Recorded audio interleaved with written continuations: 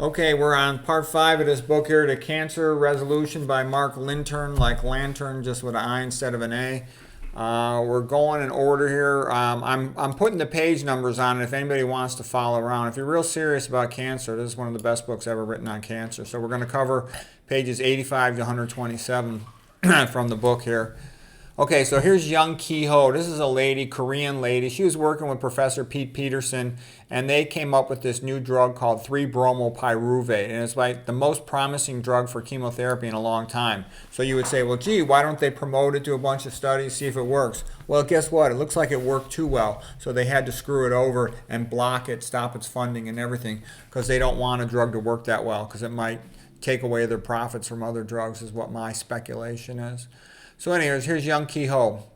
In the year 2000, I discovered that a small molecule, 3-bromopyruvate, 3BP, is a highly potent and effective anti-cancer agent with preferential selectivity for cancer cells.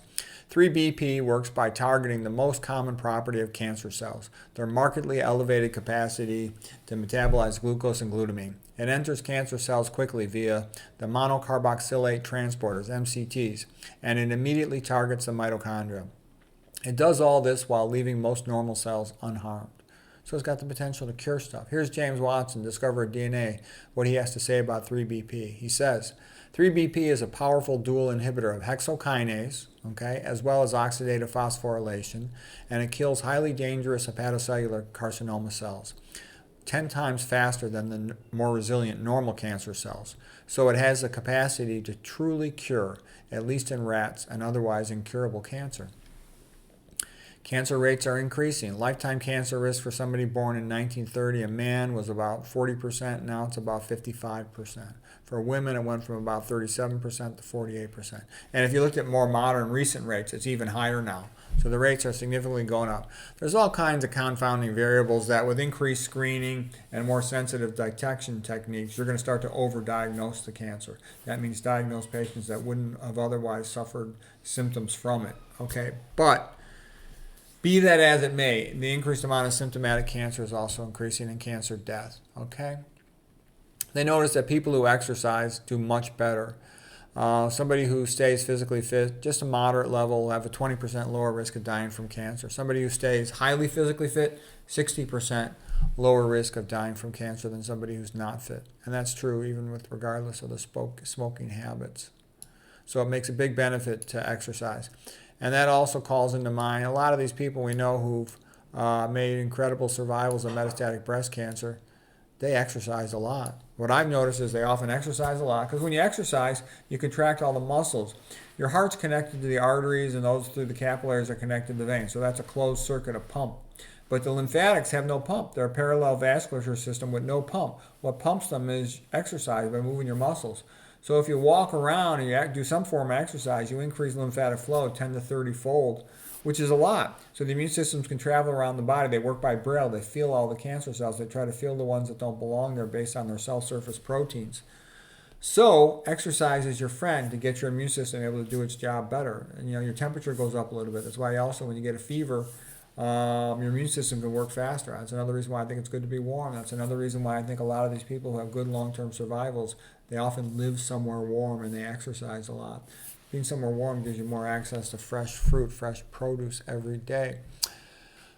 Okay, women who met the minimum physical activity guidelines both before diagnosis and at 2-year follow-up after treatment had a 55% reduced chance of cancer returning and a 68% reduced chance of death, all-cause mortality. That means from the breast cancer or something else. So you have a dramatic improvement in survival from exercising. That's a big deal.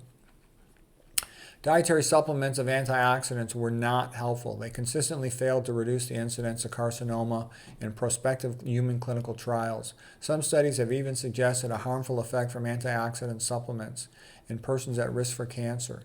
In mouse models, antioxidant supplements like N-acetylcysteine and vitamin E actually increased the cancer burden and mortality in a dose-dependent manner. Okay, so what that means is people think, if I've got, ABC and I take vitamins, whatever. Let's say I take vitamin G, whatever it is, okay, for the sake of discussion.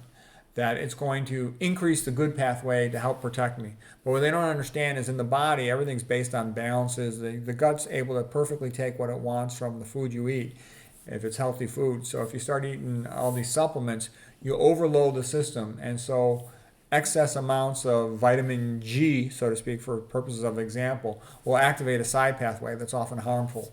So it's much better to just eat the healthy foods than mess around with supplements that are not well controlled or regulated. You don't really know what the dose is or what you're taking and whether or not it's contaminated.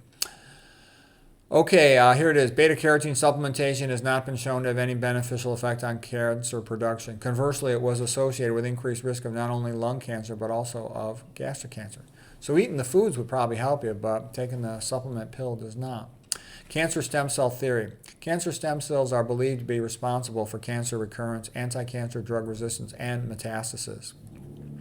The problem with treating a tumor is that approximately 2% of its mass is made up of cancer stem cells. These superior cell types are highly resistant to chemotherapy and can replenish the entire tumor, the regular cancer cells that are killed by the treatment. So the point is, the cancer stem cells have the ability to pump out the chemo, so the chemo doesn't kill them.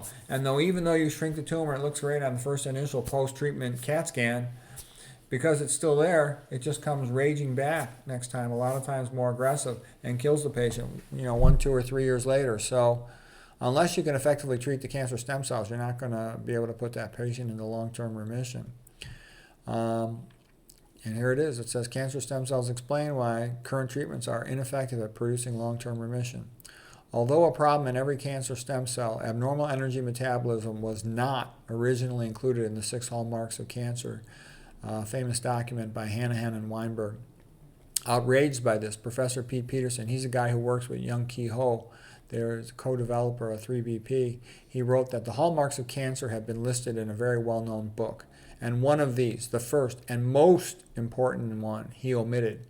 The one he had omitted from the list is the Warburg effect. It is the oldest known property of cancer, and it is characteristic of every cancer.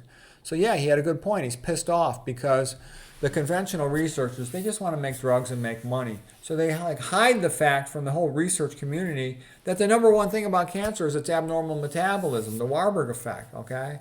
And, because then people start thinking about the metabolic theory of cancer, about metabolic approaches to cancer. They don't want that. So they hide the truth. This is what I mean by scientific research is very, very, very bogus and corrupt. It's much worse than the average person can even remotely understand.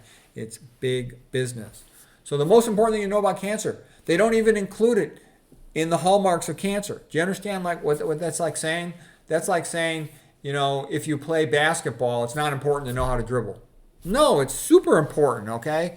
That's BS to not have included that. He was every right to complain. And he's pissed off, too, because they took his miracle drug, 3BP, that he developed with Young Ki Ho, and they blocked it. It's become an orphan drug, can't get funding, so it can never be known if it effectively will work on a large scale or not. This is routine in the cancer world, these types of games. Professor Seyfried, it is our view that all the roads to the origin and progression of cancer pass through the mitochondria. Okay, he's another famous guy, metabolic theory of cancer. Okay, so that's it for today. I hope you found that helpful.